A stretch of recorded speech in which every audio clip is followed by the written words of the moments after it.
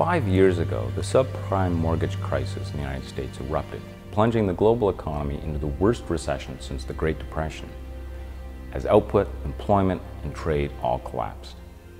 5 years on, the global financial crisis continues to cast a pall on the global economy that remains dangerously unbalanced and is threatened by new fragilities. The Eurozone remains in crisis, with policy responses to date that address the symptoms of the problem, not the underlying institutional and governance weaknesses.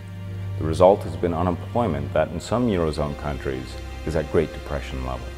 In contrast, the United States continues its slow, steady, albeit tepid recovery, and employment there has continued to trend down.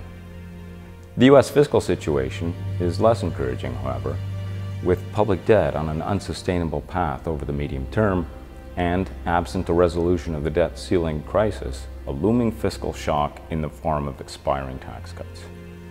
Although China, Brazil, and India recovered rapidly from the crisis, new concerns have surfaced about the prospects for growth.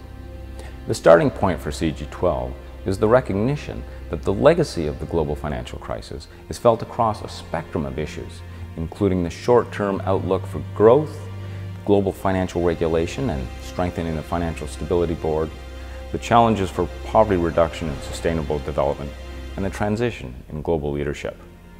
CIGI'12 will focus on making concrete policy recommendations to build the global governance arrangements that are needed to respond effectively to the legacy of the crisis. These include efforts to secure a timely rebalancing of global aggregate demand, to promote strong, sustainable, and balanced growth consistent with the G20 mutual assessment process. This rebalancing would reduce the risk of insufficient global aggregate demand and dissipate the threat of deflation or disinflation in countries that need to undertake difficult, sustained fiscal adjustments. CIGI'12 will also focus on attaining a suitable framework for international financial regulation consistent with successful financial integration. Such a framework would reduce the risk of future financial crises and ensure the adequate resources for the financing of investment and innovation that will drive growth going forward. If there's one key lesson to be gleaned from the crisis, it is that the evolution of financial markets and the integration of financial systems outpaced the development of an international regulatory framework.